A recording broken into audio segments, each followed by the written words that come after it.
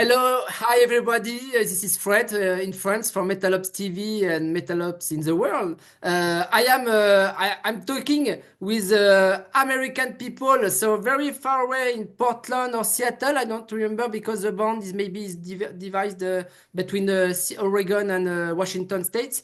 So could you introduce yourself, ladies first, if Johnny is okay? So who are you for people who don't know you, and what do you do in the band Christian Mistress?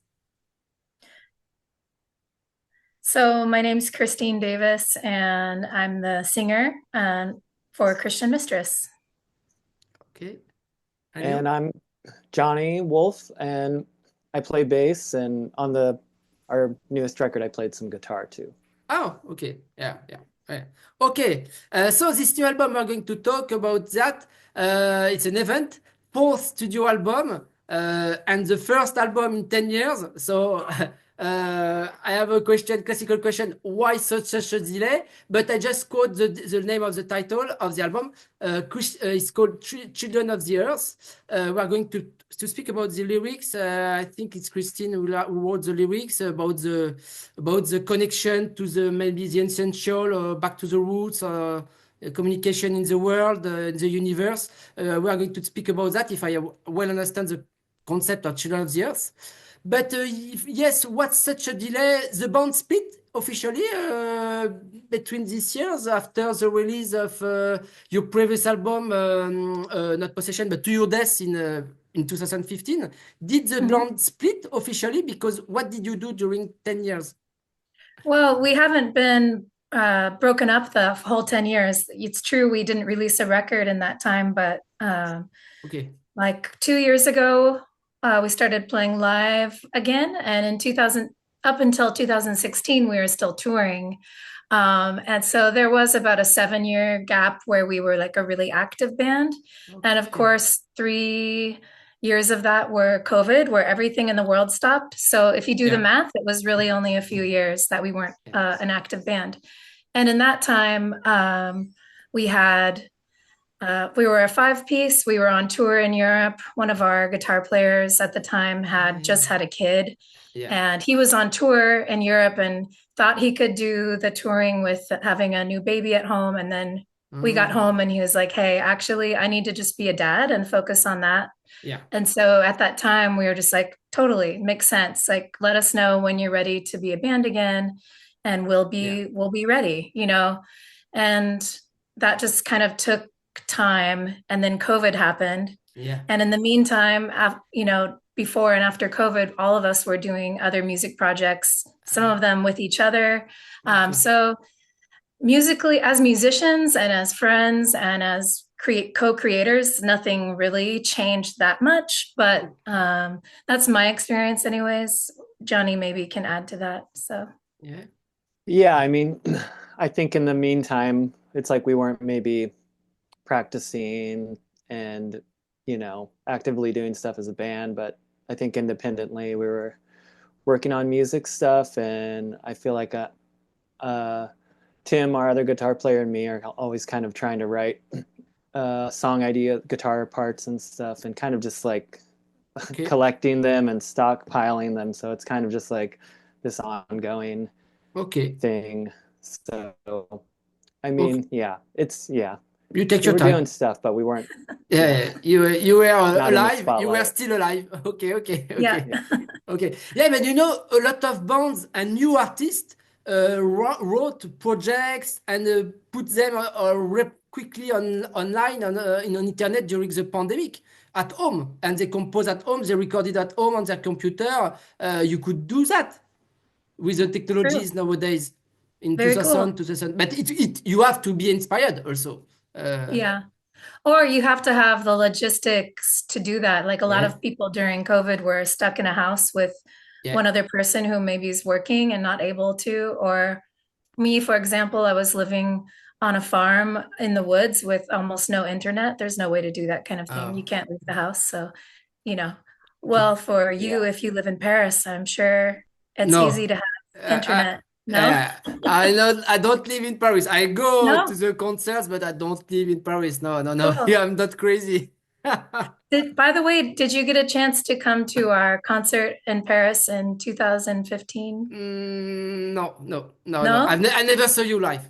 Oh no. Well, Voilà. maybe soon. Yeah. Sorry, but I make a lot of concerts, but some, and that's the problem. There are a lot of concerts, there are a lot of bands in internet, and some bands, some acts, they don't play live. It's only studio projects. But if you can see on Paris or other towns in France, every day, every night, there are people, there are clubs, a lot of shows, but people don't have a lot of money to see all these bands.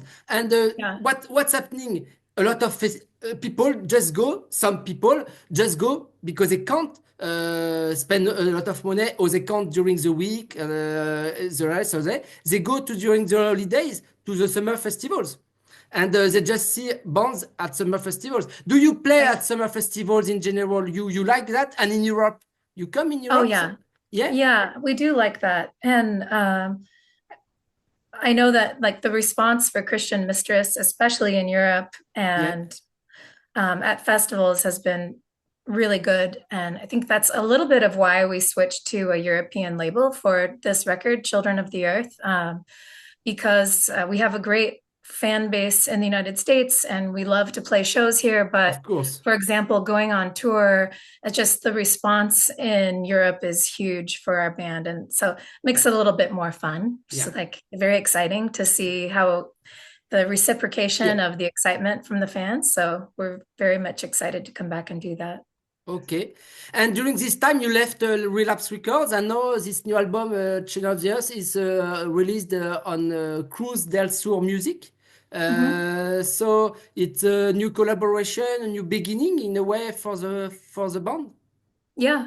for I mean, I your think it's challenge. mostly because they came to one of our shows in Italy and just befriended us, and we know them personally, so that makes a difference, you know. And I, you know, my impression of why we switched to Cruise is because they asked, and they're a cool label that we like, and we like other bands on the label like Mhm. Slafeg and Yeah, Hammers of Misfortune. yeah, So, you yeah. know, there's a pretty natural fit for us having that. But we also really liked Relapse and we're really supported by them. So, I Okay. mean, I think we've just been really lucky. And before that, 20 Bucks Spin was an incredible like label for us to put out our first record on. Okay. They really helped put us on the map in the metal scene. So I Okay. think, yeah. What do you Okay. think, Johnny? Johnny, you agree? Yeah, I think we've been lucky with all the labels, and Yeah. um, yeah, I'm excited about working with Cruz del Sur now. Okay. I have a stupid question more for Christine. Is the name of the band in relation with your first name? Christine, Oh, Christian, Mistress. yeah. No, but it It could. does. It is a common question, so it's understandable. But the name of the band was just meant to be a bit rude, and it's a coincidence that it is similar to my name. So yeah. Oh, okay. Now let's speak more about this new album. How 10 years after the previous album, To the Death, how did you record it, and how together, because you don't live in the same places, if I'm right? So some people are more in Seattle, like I said, or other ones in Portland. Yeah. So how did you proceed? Because it was a new beginning, this fourth album, did you have some habits? Did you have some you have rituals, or you change the way to compose and to write new stuff? I'll Johnny, let Johnny start and then I'll add. So yeah. Johnny, Um, in especially some ways, yes, and in some ways, no. And no. um, so with the new record, we wrote all the songs with it's the same lineup as our last record, except excluding one of our guitar players. Mhm. So Yeah, yeah, four. and so, but we so Ruben on drums, Tim on guitar, and then me on bass. We wrote, kind of composed all those songs together in like a live, kind of like in a practice space, and that's kind of how we always did it. And then we had, so Tim and I, so I would Okay. be playing bass, And then we were planning to overdub the extra guitar. So that was kind of a new thing we were doing. Okay. So Okay. we kind of had to really plan ahead for that. And Christine was out of town, but that's kind of we've done that before in the past where we'll work on kind of the instrumental tracks, send them to Christine. She Okay. can listen to them, and then Yeah. she would show up to practices every now and then, and we could work on the vocals and the whole band Okay. together. And Yeah, so okay, you leave some space for her to put her vocal lines, and after yeah, she practice, she yeah, test, and she recorded her parts, and after she send you yeah. to you. But Uh, we're Uh, trying to keep it as live yeah, as possible as we can, and I okay, think we're lucky that we have such a good chemistry where it's. I think yeah, I don't know if every band could do that where someone's out of town and but well, I didn't send the recordings to them. It was more like they would send the practice tape recordings to me, and I would then write the vocal parts. And then we all went to the same studio in okay, Olympia, Washington to actually record the record. So we were in okay, the same space to record it, and I would go up to practice with them sometimes, but honestly, like the guys really put in the time in the practice space to write the instrumental parts. And I spend my time kind of separately. I go on long walks, think about the music. mm, What do I think the music needs vocally? What kind of concepts make sense for the sound? And okay, I really let the guitar um, riffs basically like inspire what the lyrics are about and what the vocal lines are about. So um, it's a little it's a little bit of a separate experience for me, I think, than for Tim and Johnny and yeah, Ruben, but okay, we've okay, always done it that way. Um, and I think that is pretty incredible that my bandmates really support me coming and going as I do. It's been that way for, the whole time we've been a band, and I really appreciate that about them. It takes a lot of patience to deal with my absence. So, yeah. okay, okay. And you, Johnny, you can play bass, guitar. You are the riffs born naturally with your colleague Tim. yeah.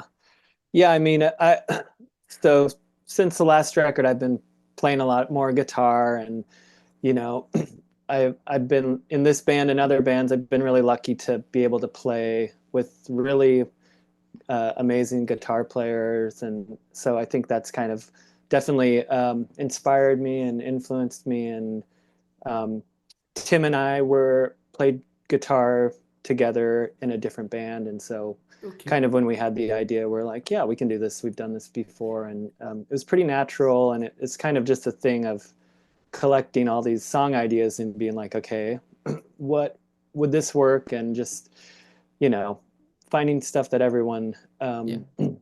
everyone can collaborate together that fits. And it's really just a lot. It's like I feel like writing a lot of riffs, and sometimes you'll just be like, this is garbage, and then eventually it's just like you do it enough, eventually you start to You, you, get and something good. and you compose more than eight final tracks. In fact, you have other tracks in stocks of this session Well, because there are not only eight tracks. yeah, It's they're dense though. yeah. Make a choice. It's difficult to select them and after to put the others in the garbage. Yeah, yeah. Well, we'll probably do another record, and there'll be Ah, more oh, ah, songs. okay, yeah, but yeah, 10 years. No, you can. You have Hopefully sooner. to catch the time. Okay, and I wanted to know you better know your influences. You, Johnny, on bass guitar. What are your influences musically? Did you grow up with a grunge scene in the 90s?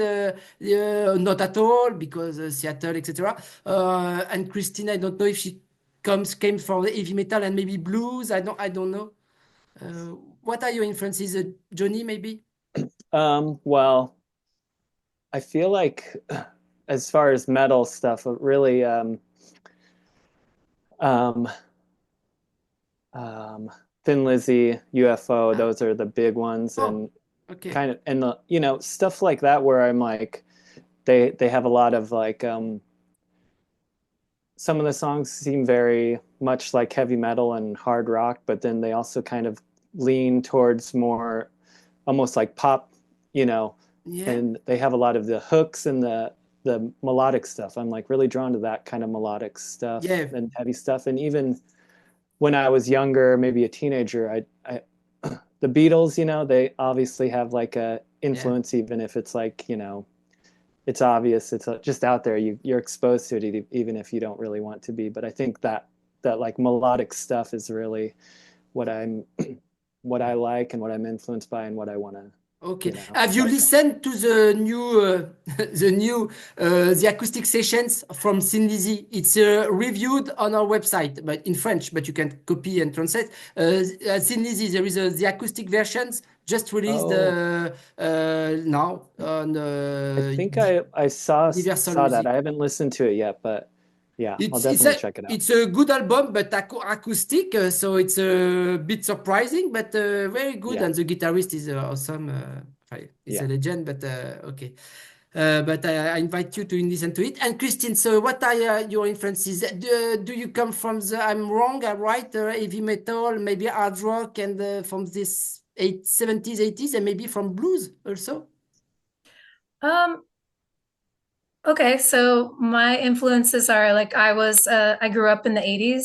Um, Yeah. I was alive when there were like cassette tapes were really common. My first cassette tape was Judas Priest Rock'n'Rolla. Ah, I okay. didn't Yeah. know what heavy metal was at the time. I just thought it was like a rock record. I was like, oh, rock. And then I looked into more Judas Priest and I was like, oh, whoa, Uh, okay, like uh, what else is happening here? So it was very much a discovery of like I listened to I lived in Portland then and grew up later there. I listened to rock radio a lot. Like there was a lot classic of like rock. grunge and heavy music that I didn't necessarily like that much, but it was just what was on the radio and I was just discovering things. So learning what I liked. And then I started collecting like heavy rock, hard rock, heavy metal LPs, like vinyl, because they used to be really cheap and they sounded good. So it was like a fun thing to do to go look at the record stores and find old music. Yeah. Like Deep Purple in Rock was one of my favorite vinyls I ever found because it just sounds like really warm and beautiful. I like any of the heavy music that's recorded analog for the most part. And that's why we record analog. We all love that sound. Like Dio era Black Sabbath, I loved like Mob Rules and Heaven and Marbles. Hell and that. Mm. So kind of Dio, the Dio, yeah, more melodic stuff. Love it. Yeah. Rainbow, Dio. Love it. But you know, Rainbow. currently my favorite bands are more recent, like The Devil's Blood. Ah, I yeah. love black metal like Faust and Ruins of Beverest, some of my Okay. other favorite bands. So yeah, And just kind of all over the place. and is there was there no in the past did you have a divine intervention when you listened to one day a female singer and you said I want to sing like that? No? Um, Aretha wow. Franklin, I don't know. Divine intervention. Well, I always liked Doropesh. Shocking Blue. I thought her Ah, like yes. voice was really cool. And it's It and wasn't it's really a divine intervention, but it was a voice where I was like, wow, that's a cool voice, you know. okay. Shocking Mhm. Blue, it was covered by Nirvana. Uh, Oh, really? Which on song? Do you remember? On Bleach, Love Buzz. It's not Shocking Oh, Blue, Love Buzz. Yeah. if I'm right, or I maybe They did a lot of Nirvana on did a lot of covers, didn't yeah. they? Yeah, that's cool. They're a cool band. I liked Nirvana in the 90s. You know, I remember the first time I said I listened to radio all the time. I I, remember the day I heard Smells Like Teen Teen Spirit come on Spirit, the radio. I was 1990. just like, what is that? That was something different where my ears were like, oh, that's cool. Yeah. Yeah, me too. And you, Johnny, you too, also. Yeah, Yeah. Nirvana's great. Yeah, yeah. Après, after, you have the or more Alice in Chains, Pearl Jam, Soundgarden. I like them all. But there is just two who are alive. Now let's come back on the album Children of the Earth. So, Christine, could you explain maybe the lyrics? Is it a concept album? And I, at the beginning, I just make a quick description. Is it true? I'm right or wrong? If I understand, it's about to reconnect people together, or maybe in a more to be more spiritual in our world, very material, and there is a link in the logo, in the cover artwork with your first single in 2009. It's the same the swan a bit in the cover Mhm. of Mother of Mercy and the Year After.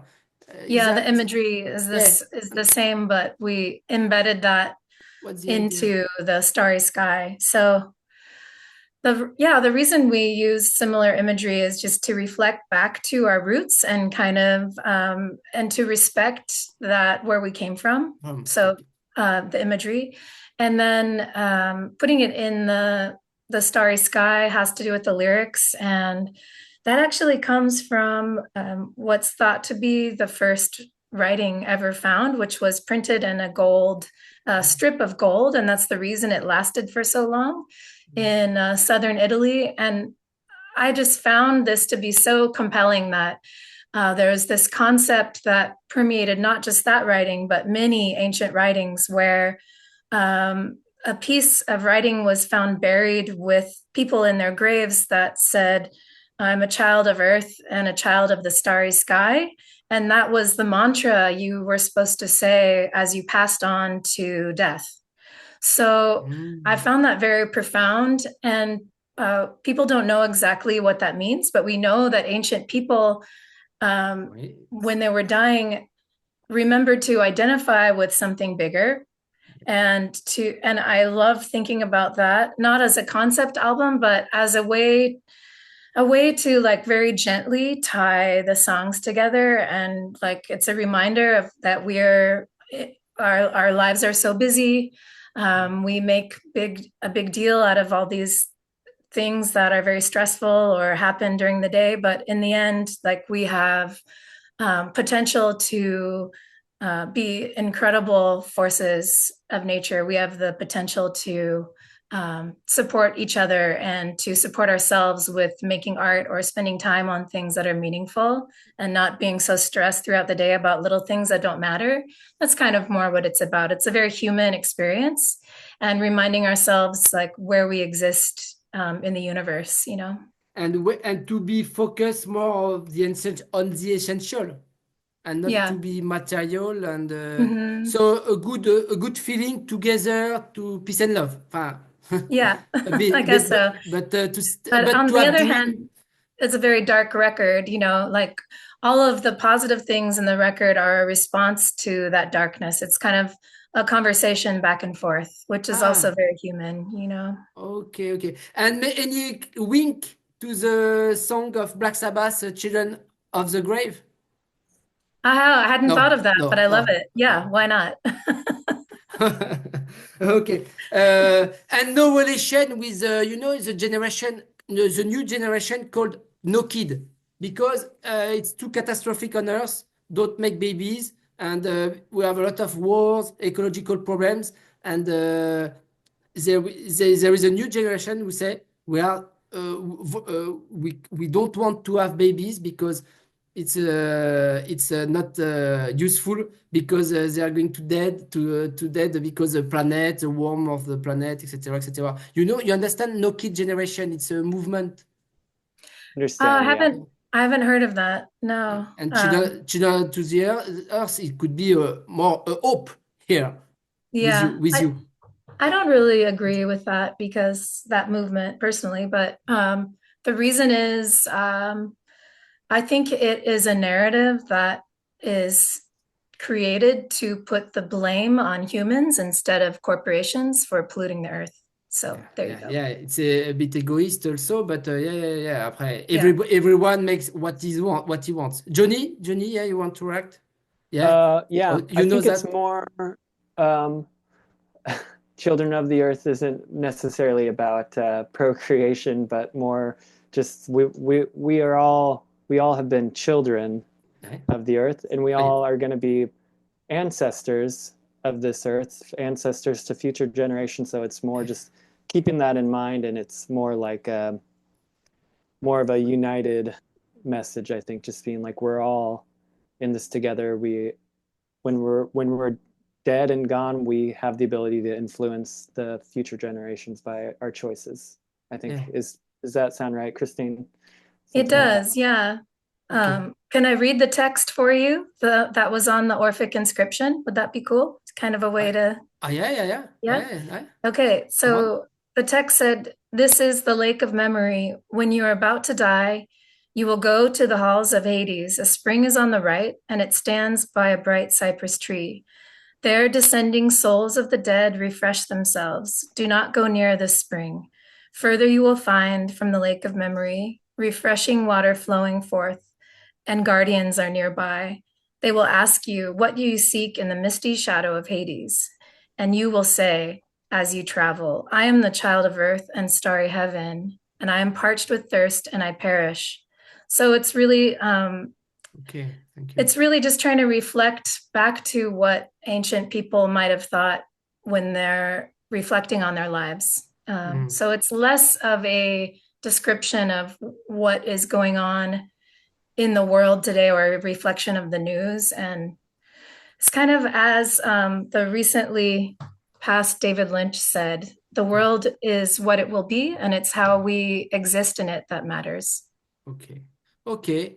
Yeah, Okay. that's my philosophy anyways. Oh, okay, very interesting. I invite all the people to check the lyrics when it will be available. So, Children of the Earth out in March. There is a single you choose, or the label, or together you choose the Miss Maker. Could you tell me more about and there is a video. So, could you tell me more about that before to quit and after to the plans maybe to tour in 2025. Tell me more about this single, Johnny. The choice of Well, I feel like Miss it's Maker. kind of a new.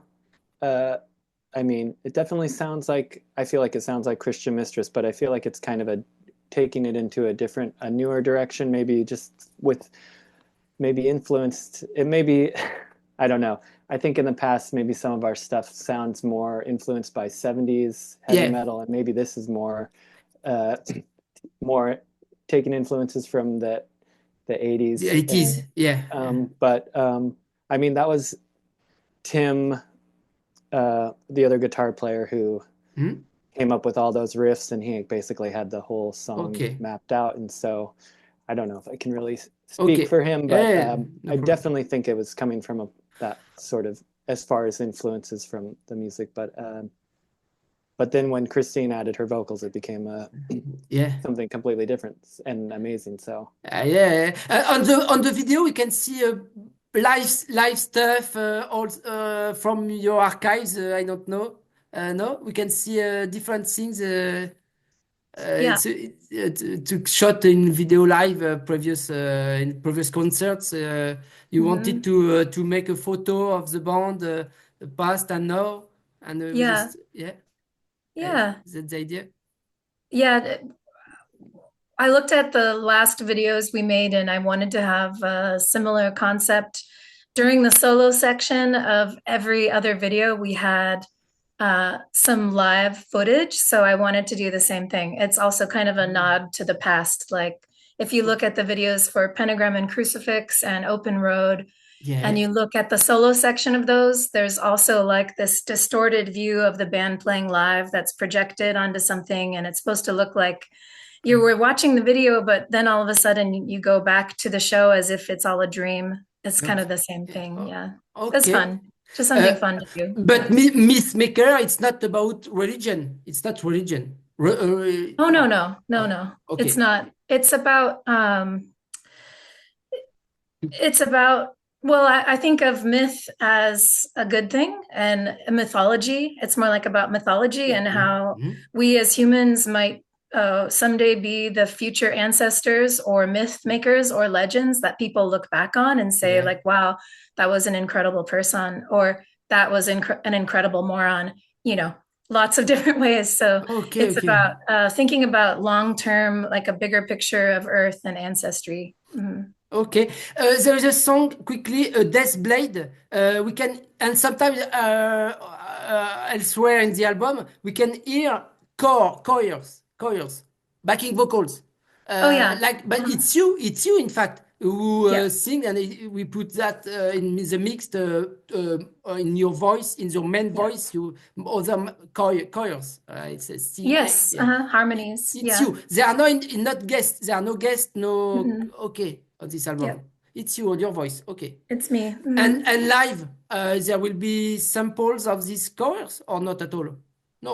Live, it would be well, haven't live it would just be me without the harmonies, so it would be a little bit of a different experience live.